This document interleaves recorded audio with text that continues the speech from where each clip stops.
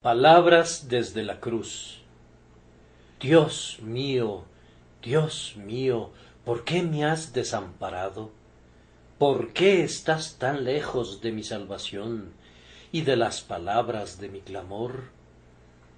Salmo 22:1. Contemplamos aquí al Salvador sumido en las profundidades de sus agonías y dolores. Ningún otro lugar como el Calvario muestra mejor las congojas de Cristo, y ningún otro momento del Calvario está tan saturado de agonía como cuando este clamor rasga el aire. Dios mío, ¿por qué me has desamparado?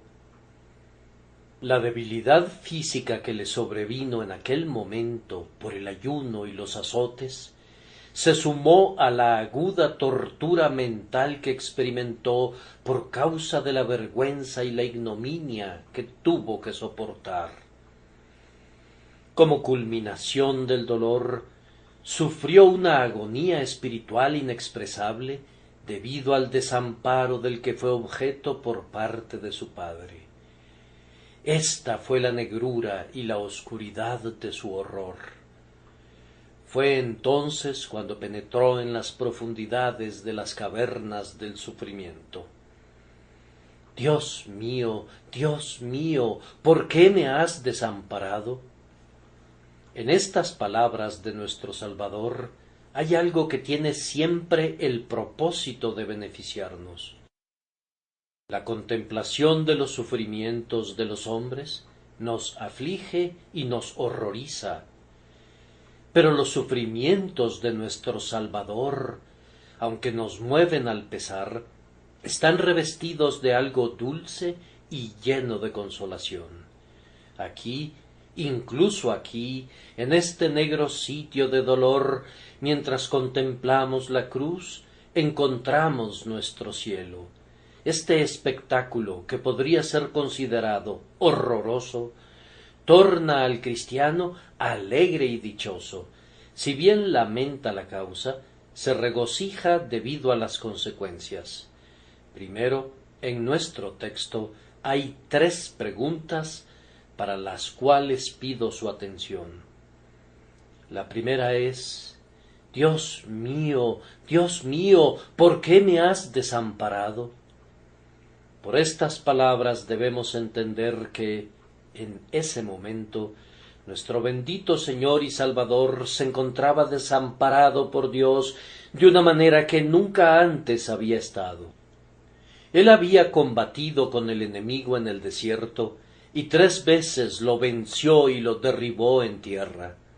Había pugnado contra ese enemigo durante toda su vida, e incluso en el huerto luchó con él hasta sentir que su alma estaba muy triste.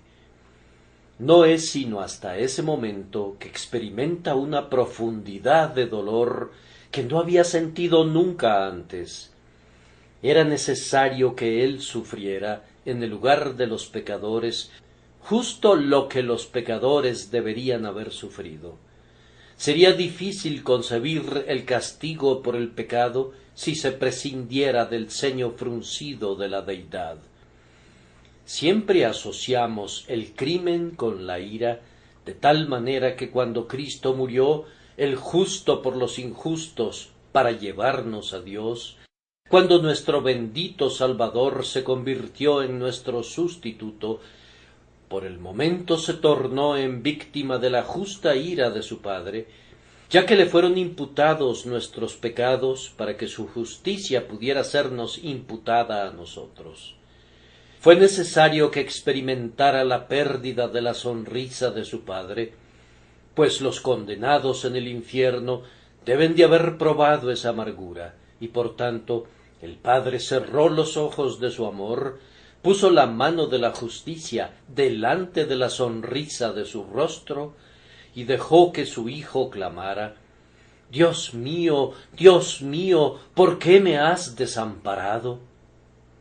No hay ningún ser viviente que pudiera explicar el pleno significado de esas palabras. Nadie podría hacerlo ni en el cielo ni en la tierra, y casi añadiría que ni en el infierno. No hay nadie que pudiera captar esas palabras en toda la profundidad de su aflicción. Algunos piensan a veces que nosotros podríamos clamar: Dios mío, ¿por qué me has desamparado? Hay estaciones cuando el brillo de la sonrisa de nuestro Padre se ve eclipsado por las nubes y la oscuridad. Pero hemos de recordar que Dios realmente no nos desampara nunca. En cuanto a nosotros, es sólo un aparente desamparo, pero en el caso de Cristo se trató de un desamparo real. Sólo Dios sabe cuánto nos dolemos algunas veces por causa de un pequeño repliegue del amor de nuestro Padre. Pero cuando Dios aparta realmente su rostro de su Hijo, ¿quién podría calcular cuán profunda fue la agonía que eso le provocó cuando clamó: Dios mío, ¿por qué me has desamparado? En nuestro caso, este es el clamor de la incredulidad. En su caso, fue la expresión de un hecho, pues Dios se había apartado realmente de él por un tiempo. Oh tú, pobre criatura turbada, que una vez viviste bajo el brillo del sol del rostro de Dios, pero que ahora estás en tinieblas, andas ahora en el valle de sombra de muerte, oyes ruidos y tienes miedo, tu alma está sobresaltada dentro de ti, y tú estás sobrecogida de terror al pensar que Dios te ha desamparado.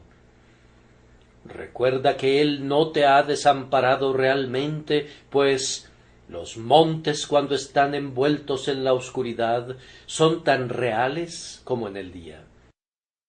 El Dios cubierto por las nubes es tan Dios nuestro como cuando Él brilla con todo el lustre de su benevolencia, pero puesto que el solo pensamiento de que nos ha desamparado nos provoca agonía, ¿cuál habría sido entonces la agonía del Salvador cuando clamó: Dios mío, ¿por qué me has desamparado? La siguiente pregunta es: ¿por qué estás tan lejos de mi salvación? Dios ha ayudado a su Hijo hasta aquí, pero ahora Él tiene que pisar solo el lagar, y ni siquiera su propio Padre puede estar con Él. ¿No han sentido algunas veces que Dios los ha conducido a realizar algún deber, pero que, no obstante, aparentemente no les ha dado la fortaleza para realizarlo? ¿No han sentido nunca esa tristeza de corazón que los induce a clamar: ¿por qué estás tan lejos de mi salvación? Pero si Dios tiene el propósito de que realicen algo, ustedes pueden hacerlo, pues Él les dará el poder. Tal vez el cerebro suyo tambalee, pero Dios ha ordenado que tienen que hacerlo, y ustedes lo harán. ¿No han sentido como si tuvieran que continuar incluso cuando en cada paso que daban ustedes sentían miedo de poner el otro por temor de no tener un firme apoyadero? Si han tenido cualquier experiencia de las cosas divinas, tiene que haberles sucedido eso. Difícilmente podríamos adivinar qué fue lo que nuestro Salvador sintió cuando dijo: ¿por qué estás tan lejos de mi salvación? La suya es una obra que nadie sino una persona divina hubiera podido realizar, y sin embargo, los ojos de su Padre miraban hacia otro lado, mas no a él. Con algo más que labores hercúleas frente a él, pero sin que nada del poder del Padre le hubiera sido dado, ¿cuál no habrá sido la tensión que se cernía sobre él? Ciertamente, como dice Hart, soportó todo lo que el Dios encarnado podía soportar, con la fortaleza suficiente y nada que escatimar. La tercera pregunta es: ¿por qué estás tan lejos de las palabras de mi clamor? La palabra traducida aquí como clamor quiere decir, en el idioma hebreo original, ese profundo y solemne gemido que es provocado por alguna seria enfermedad y que es expresado por hombres que sufren mucho. Cristo compara sus oraciones con esos gemidos y se queja de que Dios está tan lejos de él que no le oye. Amados, muchos de nosotros podemos identificarnos aquí con Cristo. ¿Cuántas veces le hemos pedido algún favor a Dios de rodillas y pensábamos que pedíamos con fe, pero no hubo ninguna respuesta? Nos volvimos a poner de rodillas. Hubo algo que detuvo la respuesta, y con lágrimas en nuestros ojos luchamos de nuevo con Dios y suplicamos por medio de Jesús, pero los cielos parecían como de bronce. En la amargura de nuestro espíritu clamamos: ¿es posible que haya un Dios? Y hemos dado la vuelta diciendo: Dios mío, ¿por qué me has desamparado? ¿Por qué estás tan lejos de las palabras de mi clamor? ¿Así eres tú? ¿Desdeñas alguna vez al pecador? ¿Acaso no has dicho: llamad y se os abrirá? ¿Estás renuente a ser amable? ¿Retienes tu promesa? Y cuando hemos estado a punto de rendirnos, teniendo aparentemente todo en contra nuestra, ¿acaso no hemos gemido y no hemos dicho: ¿por qué estás tan lejos de las palabras de mi clamor? Aunque sepamos algo, no es mucho lo que podemos entender verdaderamente al respecto de esos terribles dolores y agonías que nuestro bendito Señor soportó cuando hizo esas 3 preguntas. Dios mío, ¿por qué me has desamparado? ¿Por qué estás tan lejos de mi salvación y de las palabras de mi clamor? En segundo lugar, ahora vamos a responder esas 3 preguntas. Ya respondí antes a la primera pregunta.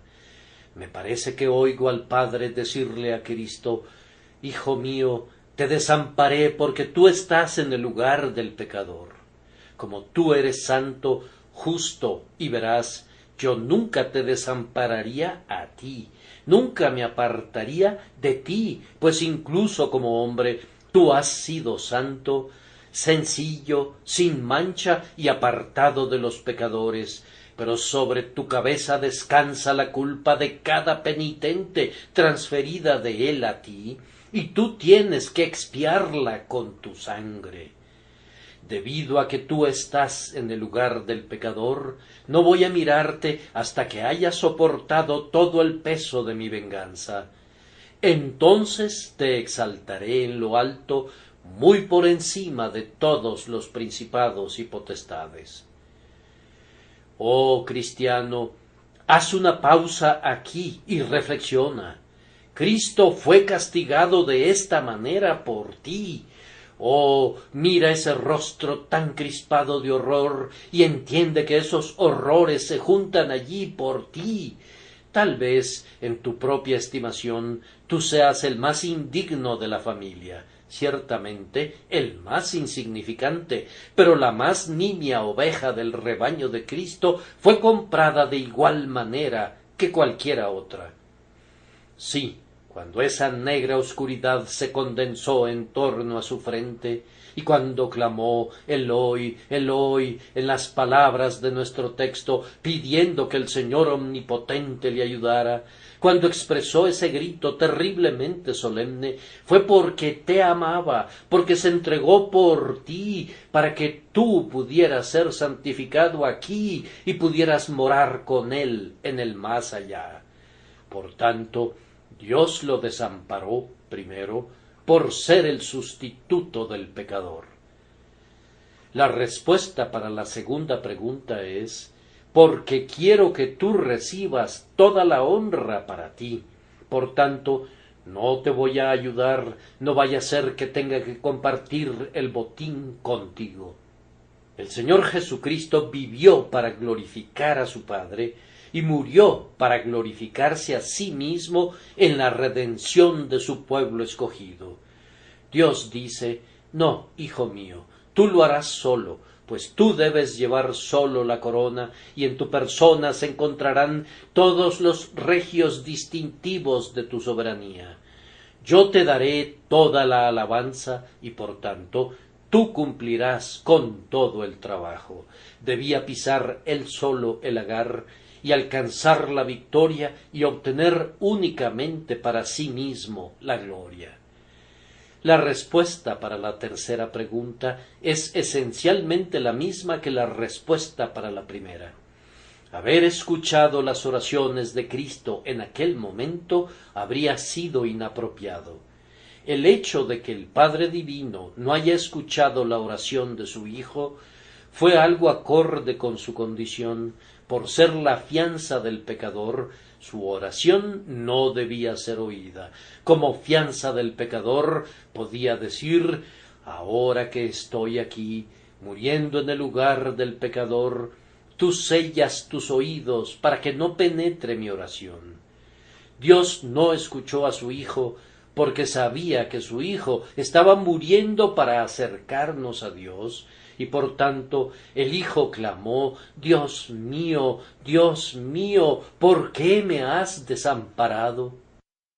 Para concluir, voy a ofrecerles una palabra de amonestación y de afectuosa advertencia. ¿No les conmueve a algunos de ustedes que Jesús tuviera que morir? Oyen la historia del Calvario, pero ¡ay!, no brotan lágrimas de sus ojos. No lloran nunca por eso. ¿Acaso no es nada la muerte de Jesús para ustedes? Ay, pareciera que eso es válido para muchas personas. Sus corazones no han latido nunca en sintonía con Él. Oh amigos, ¿cuántos de ustedes pueden mirar a Cristo agonizando y gimiendo así y decir: Él es mi rescate, mi Redentor? ¿Podrían decir con Cristo: Dios mío? ¿O acaso Él es Dios de alguien más y no de ustedes? O, si están sin Cristo, óiganme, porque voy a decirles una palabra. Es una palabra de advertencia. Recuerden que estar sin Cristo es estar sin esperanza. Si mueren sin ser rociados por su sangre, están perdidos. ¿Y qué es estar perdido? No voy a intentar explicarles el significado de esa terrible palabra, perdido. Algunos de ustedes podrían conocerlo antes de que el sol salga otra vez. Que Dios nos conceda que no sean ustedes. ¿Desean saber cómo pueden ser salvados? Escuchen: porque de tal manera amó Dios al mundo, que ha dado a su Hijo unigénito, para que todo aquel que en Él cree no se pierda, mas tenga vida eterna. El que creyere y fuere bautizado será salvo. Ser bautizado es ser enterrado en el agua en el nombre del Padre y del Hijo y del Espíritu Santo. ¿Han creído en Cristo? ¿Han profesado la fe en Cristo? La fe es la gracia que confía únicamente en Cristo. Todo aquel que quiera ser salvo, antes que nada, precisa sentirse perdido, reconocerse un pecador arruinado, y luego precisa creer en esto, palabra fiel y digna de ser recibida por todos, que Cristo Jesús vino al mundo para salvar a los pecadores, incluso al primerísimo de ellos. No necesitan ningún mediador entre ustedes y Cristo. Ustedes pueden venir a Cristo tal como están, culpables, malvados, pobres, y tal como están, Cristo los recibirá. No hay necesidad de lavarse de antemano, no necesitan riquezas, en Él tienen todo lo que ustedes requieren, y no obstante, insisten en aportar algo a todo. No necesitan vestidos, pues en Cristo tienen una túnica inconsútil que bastará para cubrir con holgura incluso al más grande pecador de la tierra y también al menor. Entonces, Vengan a Jesús de inmediato. ¿Acaso dicen que no saben cómo venir? Vengan tal como están. No esperen para hacer algo primero. Lo que necesitan hacer es dejar de hacer y dejar que Cristo haga todo por ustedes. ¿Qué querrían hacer si Él ya lo ha hecho todo? Toda la labor de sus manos sería incapaz de cumplir jamás lo que Dios manda. Cristo murió por los pecadores y ustedes tienen que decir, ya sea que me hunda o nade, no voy a tener ningún otro Salvador excepto Cristo. Confíen plenamente en Él. Y cuando tu ojo de la fe pierda intensidad, sigue confiando en Jesús, ya sea que nades o te hundas. Sigue inclinándote humildemente ante su escabel. Oh pecador, pecador, póstrate ahora. Él es capaz de perdonarte en este instante. Hay algunas personas aquí que saben que son culpables y gimen a consecuencia de ello. Pecador, ¿por qué te demoras? Ven y sé bienvenido. Es el mensaje de mi Señor para ti. Si sientes que estás perdido y arruinado, entonces no hay ninguna barrera entre el cielo y tú. Cristo la ha derribado. Si conoces tu propio estado perdido, Cristo murió por ti. Cree y ven. Ven y sé bienvenido, pecador, ven. Oh, pecador, ven, ven, ven. Jesús te pide que vengas, y como su embajador ante ti, yo te pido que vengas. Como alguien que moriría para salvar a sus almas si fuera necesario, como alguien que sabe cómo gemir por ustedes y llorar por ustedes y que los ama como se ama a sí mismo, yo como su ministro les digo en el nombre de Dios y en el lugar de Cristo, reconciliaos con Dios. ¿Qué dices? ¿Te ha dado Dios esa voluntad? Entonces regocíjate, pues no te ha dado la voluntad sin darte el poder de hacer aquello que te ha hecho querer hacer.